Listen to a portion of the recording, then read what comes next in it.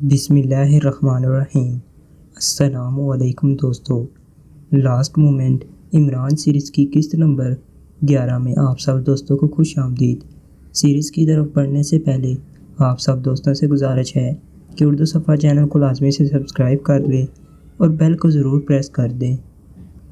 Julia اور اس کے ساتھیوں کی چونکہ حالت ٹھیک نہ تھی، اس لیے رات کو وہ خاموشی سے پڑے سوتے رہے اور صبح کو انہیں محسوس ہوا کہ وہ اب رات کی نسبت زیادہ اچھی حالت میں ہیں۔ البتہ اب وہاں دو نئے مسلح فوجی موجود تھے جو انتہائی چوکنا نظر آ رہے تھے۔ کیا تم مجھے پانی پلوا سکتے ہو؟ جولیا نے اچانک ان دونوں سے مخاطب ہو کر کہا۔ خاموش رہو ورنہ گولی مار دیں گے، ان میں سے ایک نے انتہائی کرخت لہجے میں کہا، جبکہ دوسرا خاموش کھڑا رہا تھا۔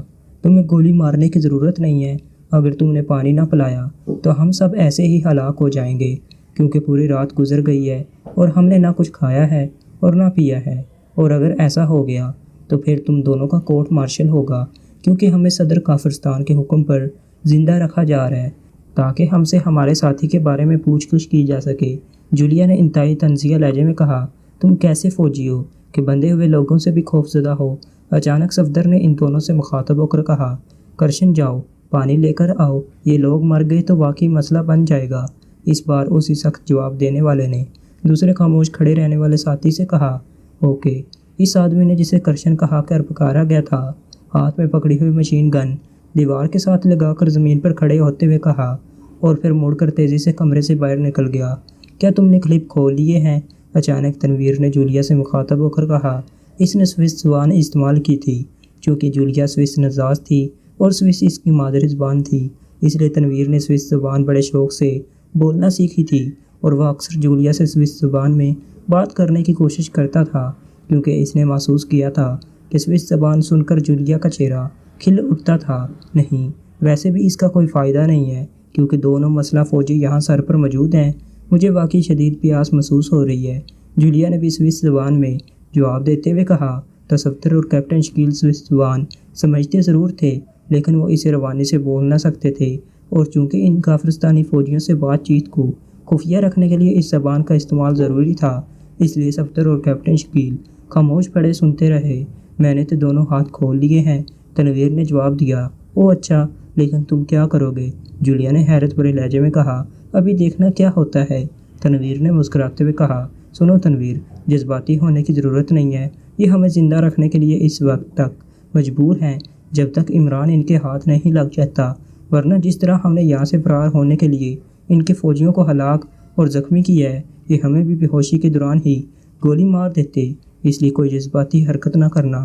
ایسا نہ ہو کہ ہم میں سے کوئی تمہاری اس جذباتیت کی بھینڈ چڑھ جائے، جولیا نے سخت لہجے میں کہا۔ جو ہوگا دیکھا جائے گا، میں اس طرح بے دست و پا حالت میں ان کے سامنے مزید پڑا نہیں رہ سکتا، تنویر نے جواب دیتے ہوئے کہا۔ سنو، کوئی کارروائی اس وقت کرنا جب ان کا کوئی بڑا یا آئے جسے بچانے کے لیے ہم پر فائر کھولنے سے ہچکچائیں، یہ میرا حکم ہے۔ میں بھی ہاتھ کھول سکتی ہوں، لیکن جب تک پیروں کے کلپ کھولے جائیں گے یہ ہم پر فائر کھول دیں گے، جولیا نے انتہائی سخت لہجے میں کہا۔ ٹھیک ہے، جیسے تم کہو، تنویر نے ایک طویل سانس لیتے ہوئے کہا۔ تنویر، ہاتھ تو ہم بھی کھول سکتے ہیں، لیکن اصل مسئلہ پیروں کے کلپ کھولنے کا ہے، اور یہ دونوں مسلح فحافظ انتہائی چوکنے اور تیز ہیں اور انہوں نے لامحالہ فائر کھول دینا ہے۔ مس جولیا کی بات درست ہے کہ ہم میں سے کوئی ایک بہرحال اس فائرنگ کا شکار ہو سکتا ہے، کیپٹن شکیل نے اس بار فرانسیسی زبان میں کہا۔ میں ایک کو گردن سے پکڑ کر دوسرے پر اچھال دیتا اور جب تک یہ سنبھلتے میں پیروں کی کلپ کھول دیتا، لیکن اب جولیا بہرحال لیڈر ہے، اس لیے اس کا حکم تو ماننا ہی پڑے گا، تنویر نے بھی فرانسیسی زبان میں جواب دیتے ہوئے کہا۔ لیڈر نہ بھی ہوتی تب بھی بہرحال اس کا حکم ماننے پر مجبور ہو، صفدر نے کہا، اور تنویر صرف مسکرا کر رہ گیا۔ اسی لمحے دروازہ کھلا اور دوسرا محافظ پانی کی 2 بوتلیں اٹھائے اندر داخل ہوا۔ یہ دونوں بوتلیں یہاں فرش پر رکھ دو، یہ غیر ملکی زبان میں بات کرتے رہے ہیں، اس لیے میرا خیال ہے کہ یہ کسی سازش کے چکر میں ہیں، کمرے میں موجود فوجی نے آنے والے سے مخاطب ہو کر کہا۔ کیسی سازش؟ آنے والے نے چونک کر حیرت بھرے لہجے میں کہا۔ کچھ نہ کچھ بہرحال ہے کرشن، تم بوتلیں زمین پر رکھو اور پھر گھوم کر ان کے عقب میں آ جاؤ، جبکہ میں یہاں سے فائرنگ پوزیشن میں رہوں گا، ان کے کلپ چیک کرنے ہیں۔ پہلے آدمی نے کہا۔ تمہیں ویسے ہی وہم ہو گیا ہے راٹھور، یہ کلپ کیسے کھول سکتے ہیں؟ آنے والے نے کہا، لیکن اس نے بوتلیں زمین پر رکھ دی تھیں جا کر چیک کرو، راٹھور نے کہا، اور اس کے ساتھ ہی اس نے مشین گن کی نال اس طرح جولیا اور اس کے ساتھیوں کی طرف کر دی جیسے وہ ایک لمحہ ہچکچائے بغیر فائر کھول دے گا۔ اوہو، اس آدمی نے ہاتھوں کے کلپ کھول رکھے ہیں۔ اچانک کرشن نے تنویر کے بیڈ کے یقم میں کھڑے ہو کر چیختے ہوئے کہا، اور راٹھور گن اٹھائے تیزی سے قریب آ گیا۔ اس نے تنویر کے پیروں کی طرف کھڑے ہو کر مشین گن کی نال اس کے پیٹ پر رکھ دی۔ خبردار، اگر معمولی سی حرکت بھی کی تو گولی چلا دوں گا، راٹھور نے انتہائی غصیلے لہجے میں کہا، اور تنویر نے کوئی جواب نہ دیا۔ وہ خاموش رہا جبکہ کرشن نے ایک ایک کر کے اس کے دونوں بازو دوبارہ کلپٹ کر دیے۔ باقی کو بھی چیک کرو، راٹھور نے گن پیچھے ہٹاتے ہوئے کہا۔ میں نے چیک کر لیا ہے، صرف اس نے کلپ کھول رکھے تھے، کرشن نے کہا۔ تم جاؤ اور رسی لے آؤ، ان کے ہاتھ اب رسیوں سے بھی ساتھ باندھنے ہوں گے، جاؤ، راٹھور نے پیچھے ہٹتے ہوئے کہا۔ تو کرشن سر ہلاتا ہوا مڑا اور تیز تیز قدم اٹھاتا کمرے سے باہر چلا گیا۔ دیکھی ہے تم نے اس کی تیزی، یہ خصوصی تربیت یافتہ ہیں، جولیا نے مسکراتے ہوئے کہا۔ تمہاری وجہ سے خاموش رہا ہوں، ورنہ میں اس کرشن کو اٹھا کر اس راٹھور پر پھینکتا اور پھر دیکھتا ان کی تیزی، تنویر نے کراتے ہوئے لہجے میں جواب دیتے ہوئے کہا۔ بہرحال ابھی تم کوئی حرکت نہیں کرو گے، میں نہیں چاہتی کہ ہم میں سے کوئی خواہ مخواہ ان کا شکار بن جائے، جولیا نے بھی منہ بناتے ہوئے جواب دیا۔ تھوڑی دیر بعد کرشن واپس آیا تو اس کے ہاتھ میں رسیوں کے کئی بنڈل موجود تھے۔ پھر راٹھور گن لے کر اس کے سر پر موجود رہا جبکہ کرشن نے باری باری جولیا، تنویر اور کیپٹن شکیل اور صفدر کے چاروں ہاتھ اور پیر پیڈز کے ساتھ رسی کی مدد سے باندھ دیے۔ اب تو پانی پلا دو، جولیا نے کہا۔ تو کرشن اور راٹھور دونوں بے اختیار ہنس پڑے۔ تم واقعی بے حد صلاحیتوں کے مالک ہو، مسلح افراد کی موجودگی میں بھی اس آدمی نے جس طرح بغیر محسوس ہوئے کلپ کھول لیے ہیں، اس پر مجھے واقعی حیرت ہو رہی ہے، راٹھور نے ہنستے ہوئے کہا۔ ابھی تمہیں نہ جانے کتنی حیرتوں سے دو چار ہونا پڑے گا، جولیا نے جواب دیا۔ اور پھر راٹھور کے کہنے پر کرشن نے نہ صرف جولیا بلکہ صفدر اور کیپٹن شکیل کو بھی پانی پلایا۔ تنویر نے پینے سے انکار کر دیا تھا، اس کے چہرے پر ابھی تک غصے کے تاثرات موجود تھے۔ کاش تم مجھے نہ روکتی، ویسے اب مجھے اپنے آپ پر غصہ آ رہا ہے کہ میں نے تمہاری بات کیوں مانی۔ خاموش پڑے ہوئے تنویر نے اچانک بڑبڑانے والے لہجے میں کہا، وہ اب بخشائی زبان میں بات کر رہا تھا۔ خاموش رہو تنویر، ایسا نہ ہو کہ ہماری ہلاکت کے احکامات دے دیے جائیں، اس بار صفدر نے تنویر سے مخاطب ہو کر کہا۔ تو کیا باقی ساری عمر اسی طرح گزار دو گے؟ ہم سیکرٹ سروس کے رکن ہیں، کوئی عام لوگ نہیں ہیں، تنویر نے جواب دیا۔ آپ نے کیا سوچا ہے؟ کسی اہم آدمی کو آنے دو، صفدر نے کہا۔ اب کیسے ہاتھ پیر کھلیں گے؟ اب تو کلیپوں کے علاوہ رسیاں بھی باندھ دی گئی ہیں، تنویر نے چلائے ہوئے لہجے میں کہا۔ رسیاں کھولنی کون سی مشکل ہے، صفدر نے مسکراتے ہوئے کہا۔ اور پھر اس سے پہلے کہ مزید کوئی بات ہوتی، اچانک کمرے کا دروازہ کھلا اور کرنل پرشاد اندر داخل ہوا۔ اس کے پیچھے ایک اور کرنل تھا۔ ان دونوں کے اندر داخل ہوتے ہی دونوں مسلح فوجی یکلخت اٹینشن ہو گئے۔ یہ رسیاں کیوں باندھی گئی ہیں؟ کرنل پرشاد نے حیران ہو کر کہا۔ تو راٹھور نے اسے ساری تفصیل بتا دی۔ اوہو، یہ واقعی انتہائی خطرناک لوگ ہیں، تم نے اچھا کیا ہے، ورنہ یہ ایک بار پھر فرار ہو جاتے، کرنل پرشاد نے کہا، اور پھر وہ دوسرے کرنل کی طرف مڑ گیا۔ کرنل چوپڑا، اب آپ کیا کریں گے؟ کرنل پرشاد نے دوسرے کرنل سے مخاطب ہو کر کہا۔ ظاہر ہے وہی کام کروں گا جس کے لیے میں یہاں آیا ہوں، دوسرے کرنل نے جسے چوپڑا کے نام سے پکارا گیا تھا کاندھے اچکاتے ہوئے کہا۔ ٹھیک ہے، پھر شروع کریں کام، کرنل پرشاد نے کہا۔ تو کرنل چوپڑا بے اختیار ہنس پڑا۔ تو تمہارا کیا خیال ہے کہ میرے پاس کوئی مشین ہے جس کا میں بٹن پریس کروں گا اور یہ سچ بولنا شروع کر دیں گے؟ کرنل پرشاد، یہ انتہائی ذہنی یکسوئی اور سکون کا کام ہے، ایک آدمی سے اصل معلومات حاصل کرنے میں مجھے کم از کم 1 گھنٹہ لگ جائے گا، اور اس کے لیے یہ ضروری ہے کہ یہاں ہر طرف سے سکون ہو، چونکہ یہ سب بندھے ہوئے ہیں، اس لیے تم ان محافظوں کو یہاں سے ہٹا دو۔ بے شک یہ باہر جا کر پہرا دیں، لیکن انہیں حکم دے دینا کہ یہ کسی صورت بھی مجھے ڈسٹرب نہ کریں، اور تم بھی اپنے آفس میں جا کر بیٹھو۔ جب کام ختم ہو جائے گا تو میں خود تمہارے آفس آ کر تمہیں تمام معلومات مہیا کر دوں گا، اور پھر تم ان معلومات سے صدر صاحب کو آگاہ کر دینا۔ کرنل چوپڑا نے کہا۔ اوکے ٹھیک ہے، لیکن خیال رکھنا یہ دنیا کے انتہائی خطرناک ترین ایجنٹ ہیں۔ پہلے مجھے بھی شاغل صاحب کی بات پر یقین نہ آیا تھا، لیکن جس طرح انتہائی زخمی ہونے کے باوجود ان لوگوں نے فرار ہونے کی جدوجہد کی ہے، اس سے مجھے یقین آ گیا ہے کہ یہ واقعی ناممکن کو ممکن بنا سکتے ہیں۔ کرنل پرشاد نے کہا۔ تم بے فکر رہو، ویسے بھی یہ بندھے ہوئے ہیں، میں سب سے پہلے ان کے ذہن سے رابطہ کر کے ان کے ذہنوں سے فرار ہونے کا جذبہ ختم کر دوں گا، پھر یہ کینچوں سے بھی بدتر ہو جائیں گے، کرنل چوپڑا نے کہا، اور کرنل پرشاد نے اس بات میں سر ہلا دیا، اور پھر وہ وہاں موجود مسلح محافظوں کی طرف بڑھ گیا۔ تم دونوں باہر جاؤ، راہداری کے آخر میں پہرا دو، لیکن خیال رکھنا کرنل صاحب کو ڈسٹرب نہیں کرنا۔ کرنل پرشاد نے ان مسئلہ محافظوں سے کہا۔ یس سر، ان دونوں نے مؤدبانہ لہجے میں کہا اور پھر وہ تیزی سے مڑے اور کمرے سے باہر چلے گئے۔ ان کے پیچھے کرنل پرشاد بھی کمرے سے نکلا تو کرنل چوپڑا مڑا اور اس نے جا کر دروازہ اندر سے لاک کر دیا۔ کیا تم واقعی اس قدر خطرناک لوگ ہو جس قدر کرنل پرشاد بتا رہا تھا؟ کرنل چوپڑا نے دروازہ لاک کر کے مڑتے ہوئے کہا۔ عمران صاحب، آپ سب سے پہلے تو اللہ کا شکر ہے کہ آپ بھی زندہ بچ گئے ہیں، لیکن یہ بات میری سمجھ میں نہیں آئی کہ آپ نے کرنل پرشاد کو کیوں واپس بھیج دیا ہے؟ اچانک کیپٹن شکیل نے کہا۔ تو نہ صرف باقی ساتھی بلکہ کرنل چوپڑا بھی بے اختیار اچھل پڑا۔ عمران؟ کون عمران؟ کس کی بات کر رہے ہو؟ کرنل چوپڑا نے انتہائی حیرت بھرے لہجے میں کہا۔ اوہو، تم واقعی عمران ہو؟ یا اللہ تیرا لاکھ لاکھ شکر ہے کہ تو نے پاکشیا کے عوام پر مہربانی کر دی ہے، اچانک جولیا نے تیز لہجے میں کہا۔ تو کرنل چوپڑا نے بے اختیار ایک طویل سانس لیا۔ اب مجھے واقعی یقین آ گیا ہے کہ تم دنیا کے خطرناک secret agent who, us bar colonel Chopra نے عمران کی آواز میں کہا۔ تو صفدر اور تنویر دونوں کے ستے ہوئے چہرے بے اختیار کھل اٹھے۔ او اللہ، تو واقعی رحیم و کریم ہے۔ صفدر اور تنویر دونوں کے منہ سے بیک وقت نکلا اور عمران بے اختیار مسکرا دیا۔ اس نے جلدی سے آگے بڑھ کر سب سے پہلے تنویر کے بازو کھولنے شروع کر دیے۔ تم نے مجھے کیسے پہچان لیا؟ کیا میرا میک اپ چیک کر لیا ہے تم نے؟ عمران نے ہاتھ کھولنے کے ساتھ ساتھ کیپٹن شکیل سے مخاطب ہو کر کہا۔ اس کے لہجے میں حقیقی حیرت تھی، کیونکہ کیپٹن شکیل نے جس طرح بغیر کسی شک و شبہ کے اسے پہچان کر براہ راست اس سے بات کی تھی، اس سے عمران واقعی حیران ہوا تھا۔ آپ کا میک اپ تو مکمل تھا عمران صاحب، لیکن آپ کا قد و قامت دیکھنے کے بعد جب آپ نے محافظوں اور کرنل پرشاد کو باہر بھجوایا، اس کے ساتھ ہی آپ نے ذہن چیکنگ کی بات کی اور پھر جس طرح آپ نے ان کے جانے کے بعد دروازے کو اندر سے لاک کیا، ان سب پوائنٹس نے آپ کو پہچاننے میں مجھے مدد دی۔ لیکن سب سے اہم اور وزنی پوائنٹ آپ کی آنکھوں میں ذہانت کی وہ مخصوص چمک تھی جو آپ کی دروازہ لاک کر کے واپس مڑتے ہوئے مجھے نظر آئی تھی۔ اس لیے مجھے یقین ہو گیا کہ آپ کرنل چوپڑا نہیں ہیں بلکہ آپ علی عمران ہیں، کیپٹن شکیل نے تفصیل سے بات کرتے ہوئے کہا۔ اور تم نے کیسے پہچان لیا؟ کیپٹن شکیل کی طرف سے تمام سنائی گئی باتوں کے علاوہ اور کوئی پوائنٹ تھا تمہارے ذہن میں؟ عمران نے جولیا سے مخاطب ہو کر پیچھے ہٹتے ہوئے کہا، کیونکہ اس دوران اس نے تنویر کی دونوں بازوؤں کی نہ صرف رسیاں کھول دی تھیں بلکہ کلپ بھی کھول دیے تھے۔ جب کیپٹن شکیل نے تمہارا نام لیا اور اس کے جواب میں تم نے جس مخصوص انداز میں اپنے نام کو 2 بار دہرایا، اس مخصوص انداز سے مجھے یقین ہو گیا کہ تم واقعی علی عمران ہو۔ جولیا نے جواب دیا تو عمران نے بے اختیار ایک طویل سانس لیا۔ اب وہ صفدر کو آزاد کرانے میں مصروف تھا جبکہ تنویر بیڈ سے اتر کر کیپٹن شکیل کو آزاد کرانے میں مصروف تھا۔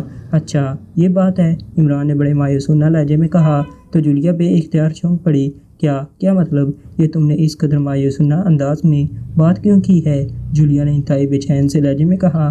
میں سوچ رہا تھا کہ شاید تم نے دل کی آنکھ سے مجھے پہچان لیا ہے، عمران نے مسکراتے ہوئے جواب دیا تو سب بے اختیار ہنس پڑے۔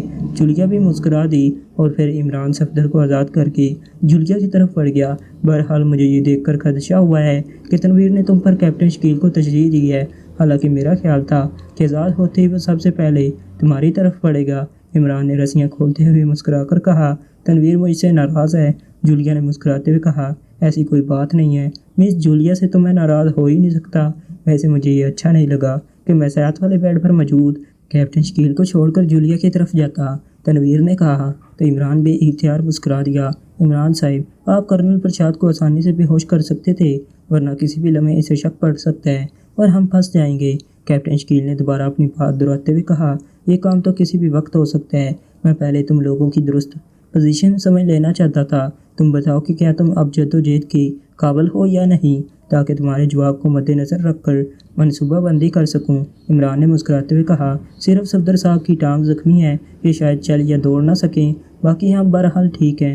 کیپٹن شکیل نے کہا، میں بھی چل سکتا ہوں، گولی نے زخم ڈالا ہے، ہڈی نہیں ٹوٹی۔ صفدر نے جواب دیتے ہوئے کہا، ہمیں یہاں سے فرار ہونے کے لیے ہیلی کاپٹر کی ضرورت ہوگی، ورنہ ہم پیدل یا جیپ پر یہاں سے کسی صورت بھی نہیں نکل سکیں گے۔ اس لیے پہلے تو مجھے یہ معلوم کرنا ہوگا کہ ہیلی کاپٹر کہاں موجود ہے اور باہر موجود فوجیوں کو میں اندر بلواتا ہوں، ان میں سے ایک سے پوچھ گچھ کی جائے گی، جبکہ اس طرح 2 مشین گنیں بھی تمہیں مل جائیں گی، عمران نے کہا اور دروازے کی طرف مڑ گیا۔ اس نے دروازہ کھولا اور باہر نکل گیا۔ عمران صاحب کی پلاننگ واقعی بے داغ ہوتی ہے، وہ اس انداز میں یہاں پہنچے ہیں کہ کسی کو ان پر شک تک نہیں ہوا، صفدر نے کہا۔ ان معاملات میں اس کا ذہن سپر نیچرل انداز میں کام کرتا ہے، تنویر نے جواب دیا اور سب اس کی بات پر بے اختیار مسکرا دیے۔ چند لمحوں بعد باہر سے قدموں کی آوازیں ابھری تو وہ سب تیزی سے دروازے کی دونوں اطراف میں دیوار کے ساتھ لگ کر کھڑے ہو گئے۔ لیکن ان کے چہروں پر یہ محسوس کر کے حیرت کے تاثرات ابھر آئے کہ آنے والا ایک آدمی تھا اور یہ لامحالہ عمران کے قدموں کی آواز تھی۔ میں عمران ہوں، عمران نے دروازہ کھول کر اندر داخل ہوتے ہوئے کہا، اور پھر اس نے دروازہ بند کر دیا لیکن اسے لاک نہ کیا۔ البتہ اس کے ہاتھ میں ایک مشین گن تھی۔ ان مسلح افراد کا کیا ہوا ہے؟ جولیا نے حیرت بھرے لہجے میں کہا۔ وہاں ایک آدمی تھا اور بے حد ہوشیار اور چکنا تھا، اس لیے مجھے اس کو وہی ختم کرنا پڑا۔ میں نے اسے ایک الماری میں ڈال کر اس پر لباس ڈال دیے ہیں۔ اب ہمیں خود ہی باہر جانا ہوگا، عمران نے کہا، اور اس کے ساتھ ہی اس نے مشین گن کیپٹن شکیل کی طرف اڑا دی۔ مجھے 2 گن، تنویر نے کہا۔ نہیں، ہم نے جذباتی قدم نہیں اٹھانا ورنہ اس بار معاملات سنبھل نہ سکیں گے۔ پہلے بھی میں نے طریق آزادی کے اڈے سے ٹرانسمیٹر کال کر کے کرنل پرشاد سے بطور صدر کافرستان بات کی تھی اور اسے حکم دیا تھا کہ تمہیں فوری ہلاک نہ کیا جائے بلکہ تمہیں زندہ رکھا جائے اور تمہارا علاج کیا جائے تاکہ تم سے تمہارے لیڈر کے بارے میں معلومات حاصل کی جائیں، اور اس کال سے ہی مجھے پتہ چلا کہ صدر نے پہلے تمہاری فوری ہلاکت کا حکم دیا ہوا ہے۔ اگر میں کال نہ کرتا تو معاملات واقعی خراب ہو جاتے، عمران نے جواب دیتے ہوئے کہا۔ اگر ایسی بات ہے تو پھر تمہیں کسی صورت اس کرنل پرشاد کو واپس نہیں بھیجنا چاہیے تھا، جولیا نے چونک کر کہا۔ کیوں، کیا ہوا؟ عمران نے چونک کر حیرت بھرے لہجے میں کہا۔ باقی ساتھی بھی جولیا کی بات سن کر چونک پڑے تھے۔ صدر کی اصل کال کسی بھی وقت آ سکتی ہے اور پھر لامحالہ یہ بات سامنے آ جائے گی اور ہمیں پتہ بھی نہ چل سکے گا، جولیا نے کہا۔ تو اس بار محاورت نہیں بلکہ حقیقتاً عمران بے اختیار اچھل پڑا۔ ویری بیڈ، یہ پوائنٹ تو میرے ذہن میں ہی نہ آیا تھا۔ اب ہمیں فوری ایکشن میں آنا چاہیے، عمران نے کہا، لیکن اس سے پہلے کہ مزید کوئی بات ہوتی، دروازے کی دوسری طرف راہداری میں سے تیز تیز قدموں کی آوازیں سنائی دینے لگی اور آوازوں سے ظاہر ہو رہا تھا کہ آنے والے کافی لوگ ہیں اور وہ خاصے جوش بھرے انداز میں آ رہے ہیں۔ ان کے آنے کا انداز بتا رہا ہے کہ معاملات واقعی بگڑ گئے ہیں۔ میں سب سے پہلے آنے والے کو قابو میں کروں گا جبکہ تم نے باقی افراد کو گولی مارنی ہے۔ عمران نے جیب سے سلنسر لگا ایک چھوٹا سا جدید ساخت کا ریوالور نکال کر تنویر کی طرف بڑھاتے ہوئے کہا، اور تنویر نے اس بات میں سر ہلا دیا۔ اس کے چہرے پر یک لخت چمک آ گئی تھی۔ عمران اور اس کے ساتھی ایک بار پھر دروازے کی سائڈوں میں چوکنے انداز میں کھڑے ہو گئے تھے۔ چند لمحوں بعد دروازہ ایک دھماکے سے کھلا اور سب سے پہلے کرنل پرشاد اچھل کر اندر داخل ہو رہا تھا کہ عمران کسی بھوکے عقاب کی طرح اس پر جھپٹا اور اسے گھسیٹتا ہوا دروازے کے پٹ کے پیچھے لے گیا۔ اس کا ایک ہاتھ کرنل پرشاد کے منہ پر جمع ہوا تھا اور دوسرا ہاتھ اس کے سینے کے گرد جمع ہوا تھا۔ اسی لمحے 4 مسلح آدمی تیزی سے اندر داخل ہوئے تھے کہ یک لخت تنویر نے پسٹل کا ٹریگر دبایا اور پھر اس سے پہلے کہ وہ سنبھلتے چاروں ہی چکتے ہوئے اچھلے اور نیچے گرتے چلے گئے۔ ایک بار پھر تنویر نے ٹریگر دبا دیا اور دوسرے لمحے نیچے گر کر تڑپتے ہوئے وہ چاروں آدمی ختم ہو گئے، جبکہ ان سے ملنے والی مشین گنیں جولیا اور صفدر نے جپٹ لی۔ کرنل پرشاد ابھی تک عمران کے ہاتھوں میں جکڑا ہوا تھا۔ وہ اس نے اپنی طور پر خاصی جدوجہد کرنے کی کوشش کی، لیکن ظاہر ہے عمران کی گرفت میں ہونے کے بعد وہ آسانی سے کہاں نکل سکتا تھا۔ دروازہ بند کر دو، عمران نے کہا تو جولیا نے تیزی سے آگے بڑھ کر دروازہ بند کر دیا۔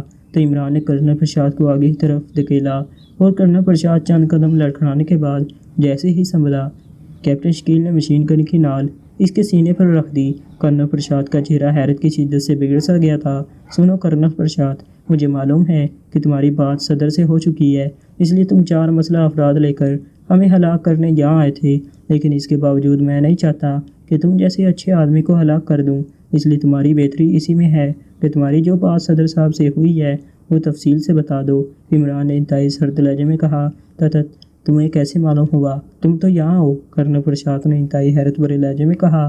اس لیے کہ تم سے صدر کی آواز اور لہجے میں بات کرنے والا میں خود ہی تھا، اور تم جس انداز میں آئے ہو اس سے مجھے معلوم ہو گیا ہے۔ بہرحال اگر تم زندہ رہنا چاہتے ہو تو سب کچھ تفصیل سے بتا دو، عمران نے کہا۔ کیا تم خود عمران ہو، ان کے لیڈر؟ کرنل پرشاد نے ہونٹ کھنچتے ہوئے کہا۔ ہاں، میرا نام علی عمران ہے، اور اب سنو، میرے پاس مزید باتوں کے لیے وقت نہیں ہے۔ عمران کا لہجہ انتہائی سرد تھا اور کرنل پرشاد نے تفصیل سے تمام ہونے والی بات دہرا دی۔ تو تم نے واپس جا کر رپورٹ دینی ہے، عمران نے کہا۔ ہاں، کرنل پرشاد نے جواب دیا۔ ہیلی کاپٹر چھونے میں کہاں موجود ہے؟ عمران نے پوچھا۔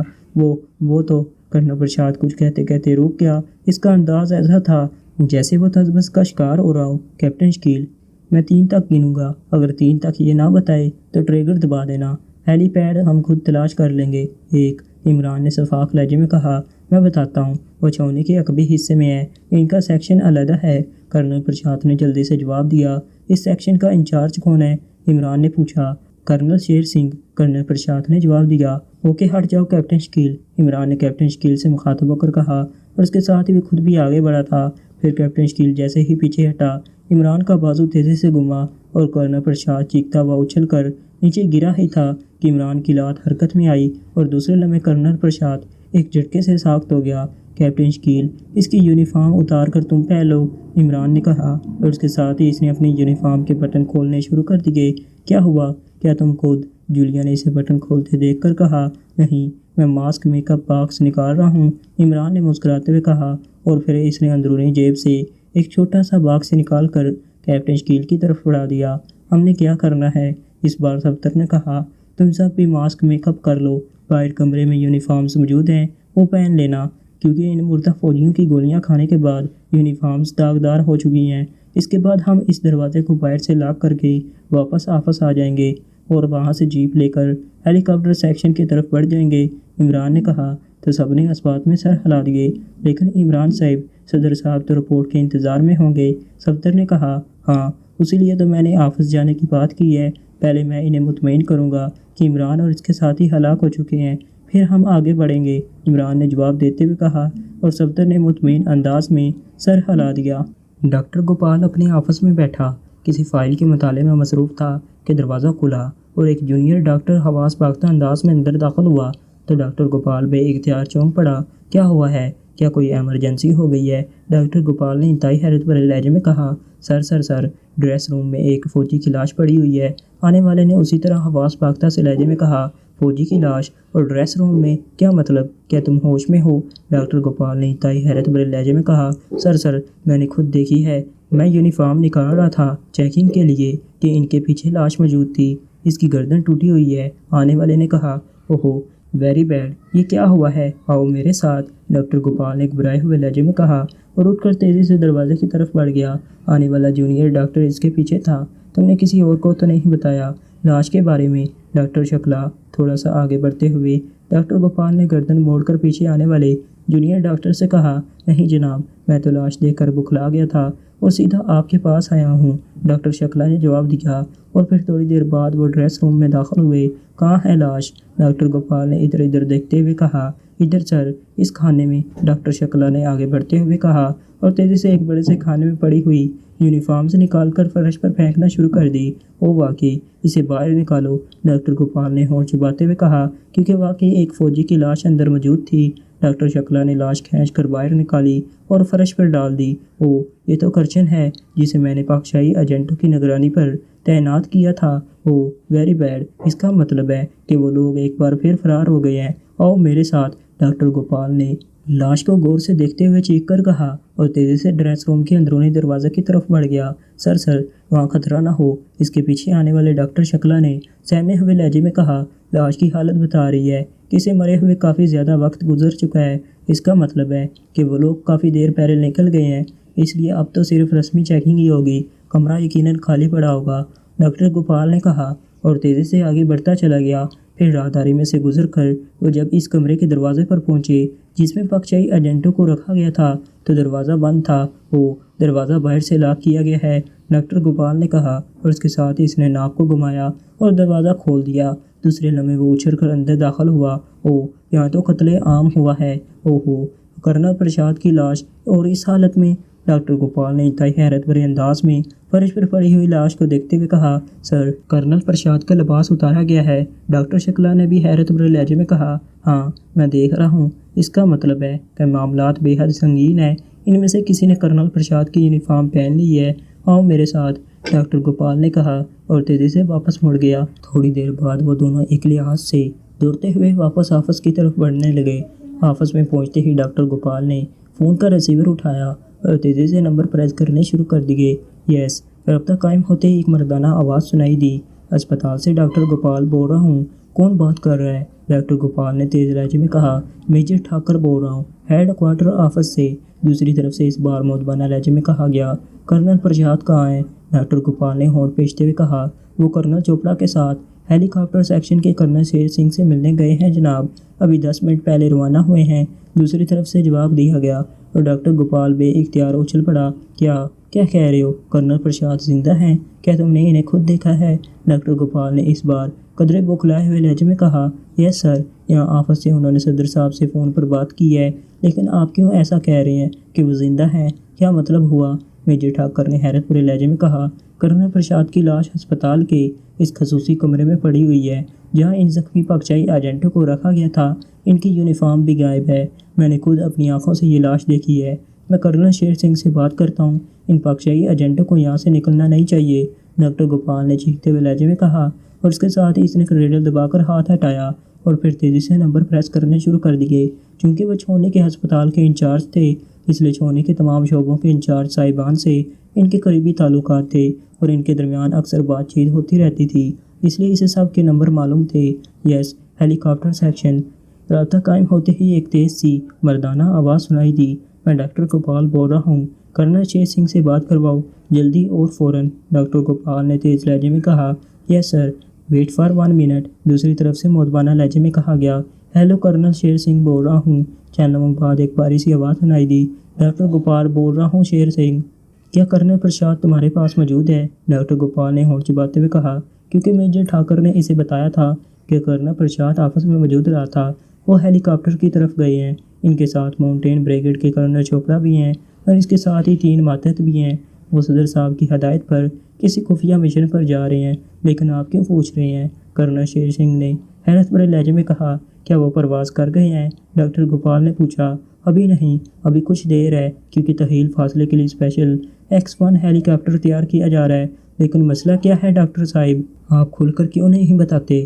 آپ کا لہجہ بھی مشکوک سا ہے، کرنل شیر سنگھ نے کہا۔ کرنل شیر سنگھ، وہ اصل کرنل پرساد نہیں ہے۔ کرنل پرساد کی لاش ہسپتال کے ایک کمرے میں پڑی ہوئی ہے اور ساتھ ہی 4 مسلح محافظوں کی لاشیں بھی میں نے خود دیکھی ہیں، اور وہاں جس کمرے میں فرار ہو جانے والے پاکشاہی ایجنٹوں کو رکھا گیا تھا اور میں نے 2 مسلح محافظوں کو وہاں تعینات کیا تھا، ان میں سے ایک محافظ کی لاش ڈریس روم سے ملی ہے۔ وہ پاکشاہی ایجنٹ ہیں اور کرنل چوپڑا بھی اصل نہیں ہو سکتے۔ تم انہیں فوراً گرفتار کر لو ورنہ وہ فرار ہو جائیں گے، ڈاکٹر گوپال نے چیختے ہوئے کہا۔ کیا کہہ رہے ہیں آپ؟ یہ کیسے ہو سکتا ہے؟ کرنل پرساد تو اصل ہیں، میں ان سے خود ملا ہوں، کرنل شیر سنگھ نے انتہائی بوکھلائے ہوئے لہجے میں کہا۔ میں درست کہہ رہا ہوں، اور یہ سن لیں کرنل شیر سنگھ، اگر یہ لوگ فرار ہو گئے تو پھر تمہیں دنیا کی کوئی طاقت کورٹ مارشل سے نہ بچا سکے گی۔ تم انہیں گرفتار کرو، میں صدر صاحب سے خود بات کرتا ہوں، ڈاکٹر گوپال نے کہا، اور اس کے ساتھ ہی اس نے تیزی سے کریڈل دبایا اور پھر ہاتھ ہٹا کر اس نے تیزی سے پریزیڈنٹ کے مخصوص نمبر پریس کرنے شروع کر دیے۔ وہ چونکہ طویل عرصہ سے پریزیڈنٹ ہاؤس میں صدر کا ذاتی معالج رہ چکا تھا، اس لیے نہ صرف صدر اسے اچھی طرح جانتے تھے بلکہ اس کے پاس ان کا خصوصی نمبر بھی تھا۔ Hello military secretary to president. رابطہ قائم ہوتے ہی ملٹری سیکرٹری کی آواز سنائی دی۔ راگو چھونی سے ڈاکٹر گوپال بول رہا ہوں، صدر صاحب سے بات کرائیں، it is most emergency, doctor Gopal نے تیز لہجے میں کہا۔ اوکے، ہولڈ آن کریں، میں معلوم کرتا ہوں، دوسری طرف سے کہا گیا۔ اوکے، ہولڈ آن کریں، میں معلوم کرتا ہوں، دوسری طرف سے کہا گیا۔ یس، چند لمحوں بعد صدر کی بھاری اور باوقار آواز سنائی دی۔ سر، میں ڈاکٹر گوپال بول رہا ہوں، راگو چھونی سے، اور سر پاکشاہی ایجنٹ ایک بار پھر فرار ہو رہے ہیں، انہوں نے کمانڈنگ جنرل کرنل پرساد کو ہلاک کر دیا ہے، ڈاکٹر گوپال نے تیز لہجے میں کہا۔ کیا کہہ رہے ہیں آپ؟ کیا آپ اصل ڈاکٹر گوپال ہیں؟ دوسری طرف سے انتہائی حیرت بھرے لہجے میں کہا گیا۔ یس سر، میں اصل ڈاکٹر گوپال بول رہا ہوں سر، ڈاکٹر گوپال نے انتہائی حیرت بھرے لہجے میں کہا۔ لیکن پہلے تو آپ نے خود مجھے فون پر بتایا تھا کہ کرنل پرساد نے ان پاکشاہی ایجنٹوں اور کرنل چوپڑا کا جو ان کا لیڈر تھا 4 محافظوں کے ساتھ جا کر ہلاک کر دیا ہے، اور آپ نے خود ہی ان لاشوں کو دیکھا تھا، اور اب آپ کہہ رہی ہیں کہ پاکشاہی ایجنٹ فرار ہو رہے ہیں اور کرنل پرساد ہلاک ہو گیا ہے، کیا مطلب ہوا اس کا؟ صدر نے اپنے عہدے اور وقار کے خلاف تقریباً حلق کے بل چیختے ہوئے کہا۔ سر، میری تو آپ سے پہلے کوئی بات نہیں ہوئی اور نہ ہی میں نے ان لاشوں کو دیکھا ہے، ڈاکٹر گوپال نے انتہائی حیرت بھرے لہجے میں کہا۔ اوہو، ویری بیڈ، جلدی بتائیں کیا ہو رہا ہے، جلدی، صدر نے ایک بار پھر چیختے ہوئے کہا۔ تو ڈاکٹر گوپال نے جلدی ساری بات بتا دی۔ میں انہیں زندہ قبرستان سے نہیں نکلنے دوں گا، دوسری طرف سے چیخ کر کہا گیا، اور اس کے ساتھ ہی رابطہ ختم ہو گیا۔ تو ڈاکٹر گوپال نے بے اختیار ایک طویل سانس لیتے ہوئے ریسیور رکھ دیا۔ یہ صدر صاحب کو کیا ہو گیا ہے؟ جب میں نے ان سے بات ہی نہیں کی تو پھر، ڈاکٹر گوپال نے بڑبڑاتے ہوئے کہا۔ سر، ان لاشوں کو کیا کرنا ہے؟ اچانک سامنے بیٹھے ہوئے ڈاکٹر شکلا نے کہا۔ تو ڈاکٹر گوپال اس طرح چونک کر اس کی طرف دیکھنے لگا جیسے انہیں اس کی یہاں موجودگی پر حیرت ہو رہی ہو۔ وہ پہلے یہ پاکشاہی ایجنٹ ختم ہو جائیں، پھر دیکھیں گے، مجھے خود ہیلی کاپٹر سیکشن جانا ہوگا، ڈاکٹر گوپال نے کہا اور اٹھ کر تیزی سے دروازے کی طرف بڑھتے چلے گئے۔ سر، میں ساتھ چلوں؟ ڈاکٹر شکلا نے بھی پیچھے آتے ہوئے کہا۔ ہاں آؤ، ڈاکٹر گوپال نے مڑے بغیر جواب دیا اور پھر آفس سے باہر نکلتے چلے گئے اور پھر تھوڑی دیر بعد وہ دونوں جیپ میں بیٹھے تیزی سے ہیلی کاپٹر سیکشن کی طرف بڑھتے چلے جا رہے تھے۔ تو دوستو، اس کے ساتھ ہی آج کی یہ مزیدار اور سسپینس سے بھرپور قصہ کہیں ختم ہوتی ہے، لیکن دوستو ٹھہریے، کیا عمران اور اس کے ساتھی کافرستان سے زندہ اور صحیح سلامت نکلنے میں کامیاب ہو پائیں گے یا نہیں؟ یہ سب کچھ جاننے کے لیے دیکھیے اس سیریز کی اگلی قسط صرف اردو صفحہ چینل پر۔ اس کے لیے اردو صفحہ چینل کو لازمی سے سبسکرائب کر لیں اور بیل کو ضرور پریس کر دیں۔ شکریہ اینڈ اللہ حافظ۔